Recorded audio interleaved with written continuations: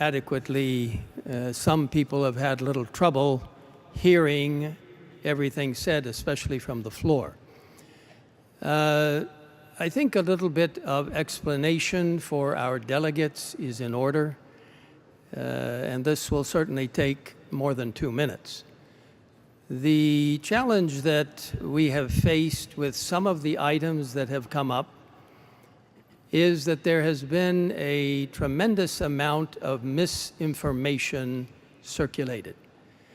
Coming out of COVID-19, there were a lot of concerns and difficulties that people faced. And we sympathize with people. Some people lost jobs. Some people lost their lives. I think we can all agree COVID-19 was a very difficult time. However, out of that particular setting, the General Conference issued a reaffirmation of the statement that was made in 2015.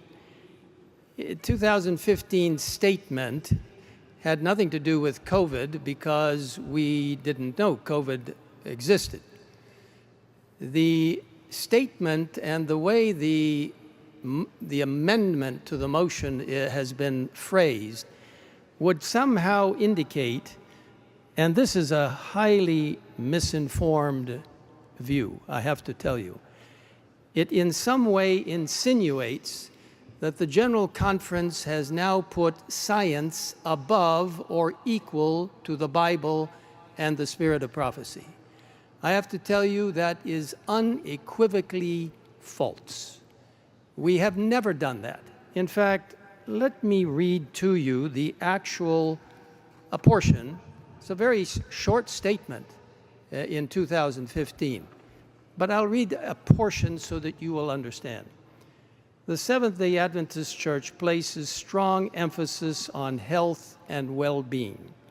The Adventist health emphasis is based on the Bible, the inspired writings of church co-founder Ellen G. White. Now, that's what it's based on. It goes on to say, and is informed by peer-reviewed scientific health literature.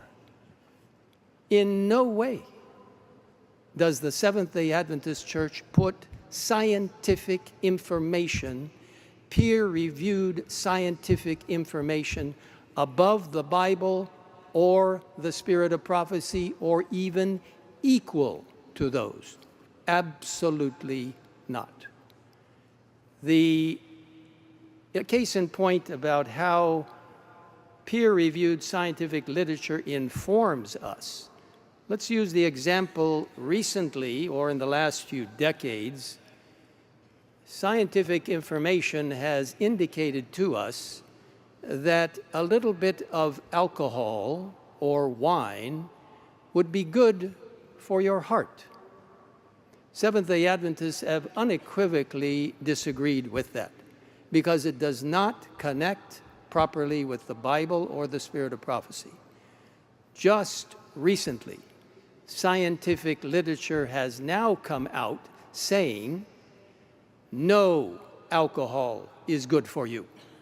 We completely agree with that because it agrees with the Holy Word and the spirit of prophecy.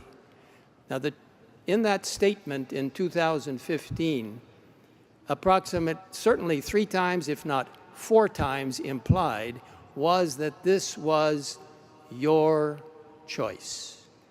We advocated vaccinations. Many of us cannot travel around the world without vaccinations. Typhoid, cholera, yellow fever, whatever it might be. We simply reaffirmed in 2021 that the recommendations about vaccinations were in order. You know, unfortunately, some people have badly misled others to say that the church mandated that you had to have a vaccination. Completely false. All of these were simply recommendations. You can choose it or not. In the reaffirmation statement in 2021, 16 times in the document, it says it's your choice, essentially your choice. In fact, I will read to you what was put in all capital letters, block letters, in that reaffirmation of 2021. Unfortunately, many people who have twisted the wording, twisted the intent of the General Conference, never mention this. I don't know why. I'll read it to you.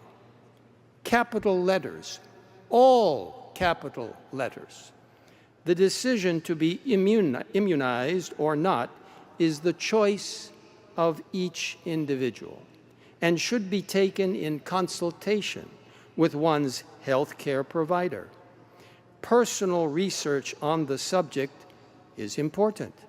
We ultimately rely on following biblical health practices and the spirit of prophecy, and following God's leading in our lives, which will bring us peace and assurance in our decision making. The General Conference, the World Church, never mandated anything.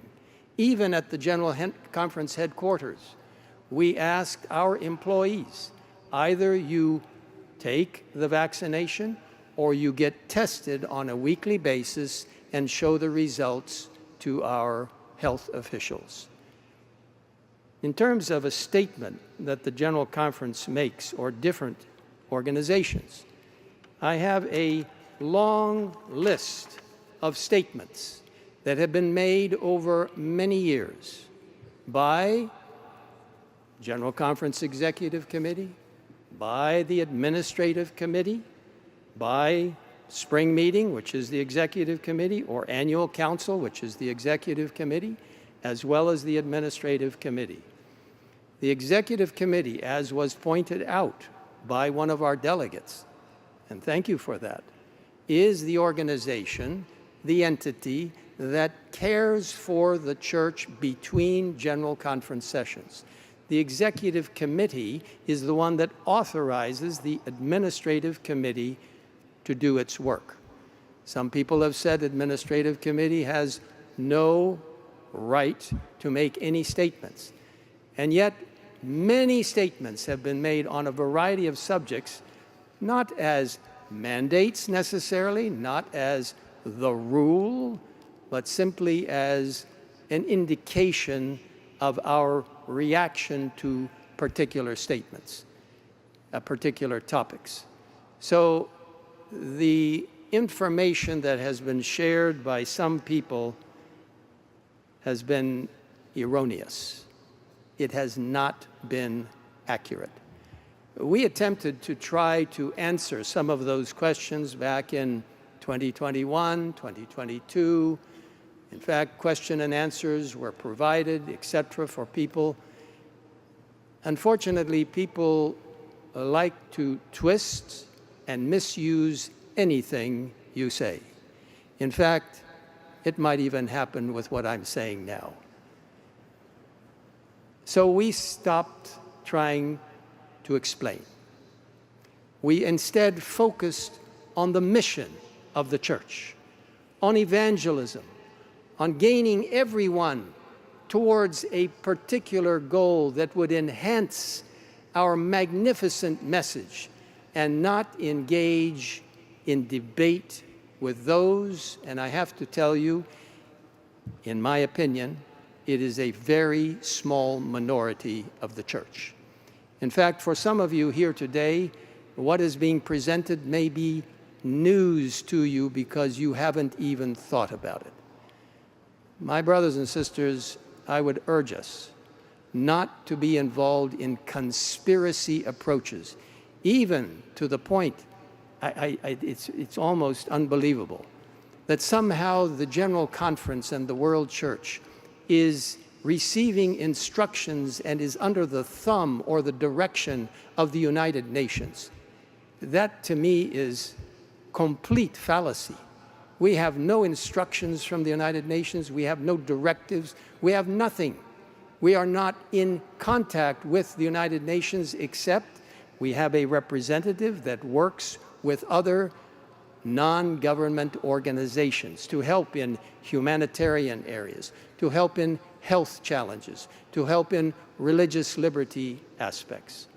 So my brothers and sisters, I think the record needed to be shared and set straight. We sympathize with those who have concerns, and you have the right to your opinion. But it is a very small minority of people within the 23+ million church members who have continued to agitate about erroneous and misleading information. So, Brother Chair, I really hope we can move ahead to not engage ourselves with these kinds of peripheral items which have already been taken place. And I want to thank you for providing me with the time to explain. Thank you very much. We go now to